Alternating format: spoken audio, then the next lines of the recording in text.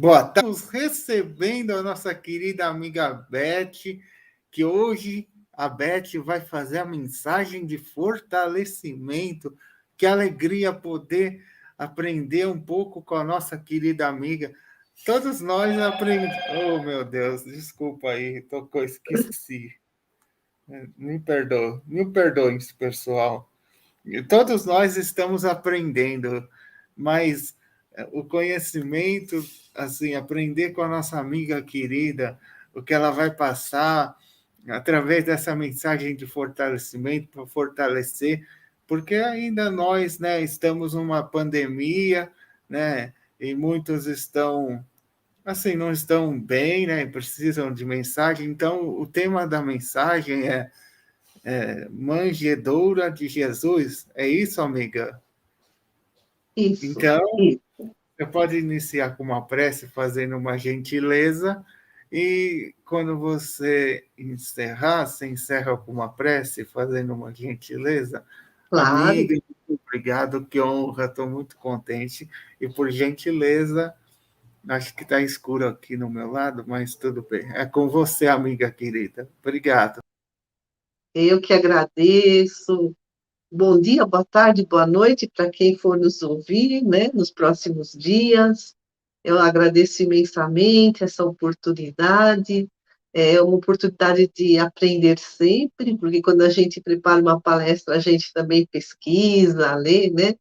Então, elevando os pensamentos a Deus e a Jesus, agradecendo por tudo que nós temos recebido na nossa vida, o alimento, o ar que respiramos, os amigos, a família, a moradia, todos os recursos materiais e também todos os conhecimentos que nos chegam do mais alto, dos mensageiros da espiritualidade e daqueles que reencarnam em grandes missões na área da ciência, da filosofia, da religião, todas as ciências que nutrem o nosso cérebro. Mas, em especial, nós agradecemos, Jesus, pelo teu evangelho, que nutre o nosso cérebro e o nosso coração. Então, falando de Jesus, o tema nos foi proposto. Sejamos manjedoura de Jesus, né? Então, manjedoura é um lugar onde se coloca comida para os animais, pode ser feito de pedra, de madeira, porque senão, né, os animais espalham a comida por lado todo, né? Então, manjedoura significa algo que contém, né? Contém a comida lá, que recebe, que acolhe.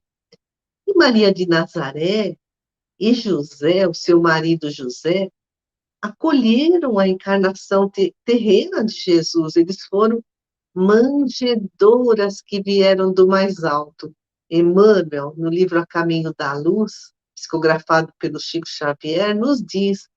E quando chegou o tempo, né, previsto para a vinda de Jesus aqui na Terra, os anjos se aproximaram do nosso planeta e escolheram os instrutores, os precursores e aqueles que seriam os auxiliares imediatos do nosso mestre. Eles estavam lá no plano espiritual. Então, tudo muito bem planejado. E Emmanuel fala que Maria de Nazaré é uma personalidade sublimada, ou seja, já é um espírito puro. E por isso ela foi escolhida para essa missão muito difícil de ser a mãe do Messias. Então, ela iria conduzir os primeiros passos de Jesus aqui no nosso planeta, né? Desde a infância, e então Jesus iria, com seus ensinamentos, os seus exemplos, conduzir toda a humanidade. Jesus é o nosso guia, o nosso modelo, o nosso mestre, o nosso bom pastor. Então, a missão de Maria de Nazaré começou lá no plano espiritual, quando ela aceitou fazer parte da equipe, né, que trabalharia e que daria condições da vinda de Jesus. E, então, Maria de Nazaré reencarnou, filha de Joaquim e Ana. E naquela época, as mulheres eram consideradas inferiores aos homens. Elas só podiam fazer o trabalho caseiro, não sabiam ler, não iam nos templos. Então, a obrigação delas era cozinhar, limpar a casa, buscar água na fonte, lavar roupas. Imagina, né? Maria de Nazaré, um espírito purificado, e viria nessas condições, né? Nas condições sociais dessa época. Quando ela tinha entre 14 e 16 anos, numa tarde, ela estava orando e viu uma luz muito intensa, parecia que era uma estrela que estava caindo do céu. Era o anjo Gabriel, trazendo notícia do nascimento de Jesus. E a gente lê lá no Evangelho de Lucas, capítulo 1, versículos 28 a 33. Alegra-te, cheia de graça. O Senhor está contigo, diz o anjo a Maria, né? Encontraste graça junto a Deus. Eis que conceberás no teu seio e darás à luz um filho, e o chamarás com o nome de Jesus. Ele será grande, será chamado Filho do Altíssimo, e o Senhor Deus lhe dará o trono de Davi, seu pai. Ele reinará na casa de Jacó para sempre, e o seu reinado não terá fim. Então, quando o anjo fala para Maria, né, que ela é cheia de graça, porque ela já atingiu a purificação do seu espírito. E aí, o que diz Maria diante dessa notícia do anjo Gabriel? Eu sou a serva do Senhor. Faça-se em mim segundo a tua palavra. Quer dizer, ela não pede maiores explicações, ela aceita a missão, confiante em Deus. E que missão, né? No Livro dos Espíritos, na questão 582, a espiritualidade nos diz que educar um filho é sempre uma missão. E a gente nem consegue imaginar o tamanho da responsabilidade de Maria de Nazaré como mãe do governador da terra. Quanta renúncia, quanto amor incondicional. Além do que, seu exemplo de fé nos inspira até hoje a enfrentarmos as dificuldades, né, diárias que surgem na nossa vida. E José? A gente sabe muito pouco da vida de José. Ele nasceu em Belém da Judéia, no século I antes de Cristo. Foi filho de Jacó, por isso ele era chamado Yosef Bar Jacó. E ele pertencia à tribo de Judá, ele era descendente do rei Davi de Israel. Por isso que o anjo Gabriel fala para Maria, né, que ela é filha de Davi, porque assim, é um tataravô, né, deles. E José foi carpinteiro, era considerado, então, o carpinteiro era um artesão naquela época, ainda hoje, né, é uma profissão de muito prestígio, e ele também tinha uma oficina. Então, era uma luta diária, né, para manter a sobrevivência, e ele foi ajudado por Jesus. Lá nos evangelhos apócrifos, que não são aqueles 4 que estão na Bíblia, a gente lê que José fabricava portas, cofres, camas, cangas para bois, né, aquele travessão assim para os 2 bois irem no mesmo caminho, instrumentos de madeira para arar a terra, e também José cultivava a terra.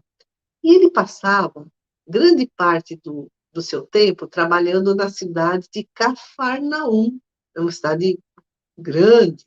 E depois ele voltava para Nazaré, que é onde ele morava. Então ele ia e vinha. E também no Novo Testamento a gente lê os relatos dos sonhos que José teve. Nesse primeiro sonho, ele é visitado por um anjo que lhe traz orientações, dizendo para que ele tivesse plena confiança em Deus, que ele seria o pai de Jesus. E ele foi um apoio diante das dificuldades para essa família, né? Ele ensinava a sua fé, e a sua profissão a Jesus. E então a missão dele foi grandiosa, porque ele se devotou à encarnação de Jesus na Terra, com muito sacrifício, com muita generosidade. E provavelmente ele morreu antes de Jesus ser crucificado, porque na cruz, Jesus entrega Maria de Nazaré, né, a mãe dele, aos cuidados de João. Se ela não fosse viúva, ele não pediria para João cuidar dela, né? E também a gente lê no Evangelho de Mateus que José foi um homem justo. Então, ele foi um exemplo de humildade, de dedicação ao trabalho, de amor à família. Então, imaginemos, Deus confiou a encarnação de Jesus a Maria de Nazaré e a José. Imaginemos a grandeza espiritual desses dois, né?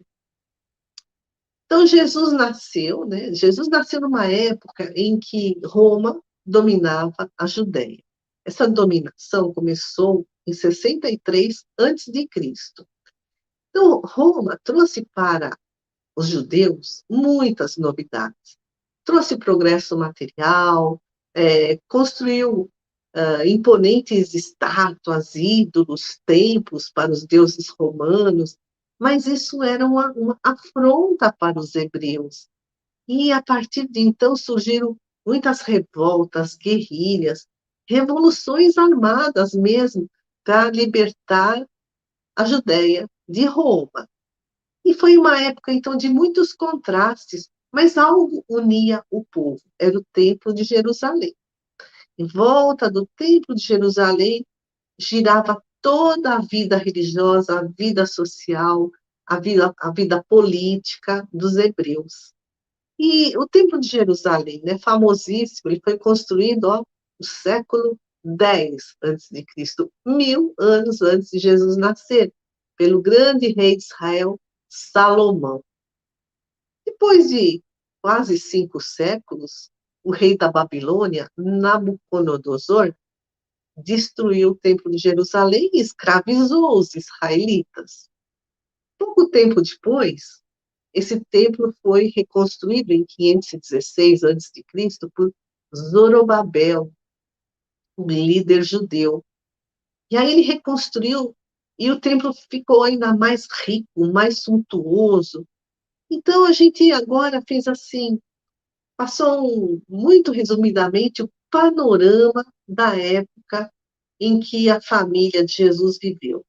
Então, José, como bom hebreu, conhecia bem o templo.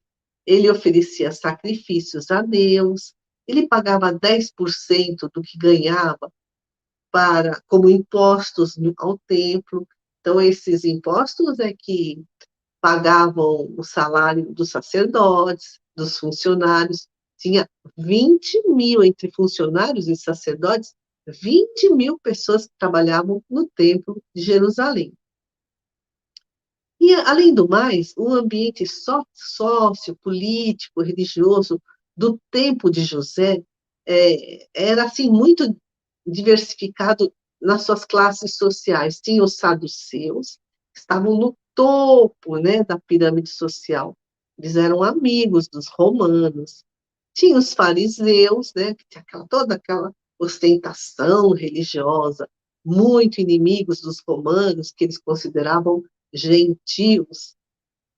Tinha também os zelotes. Os zelotes eram guerreiros, viviam armados, se refugiavam nas grutas das montanhas da Galileia. Isso era perigoso, né? Andar naquelas estradas. Tinha também os essênios, uma comunidade, né?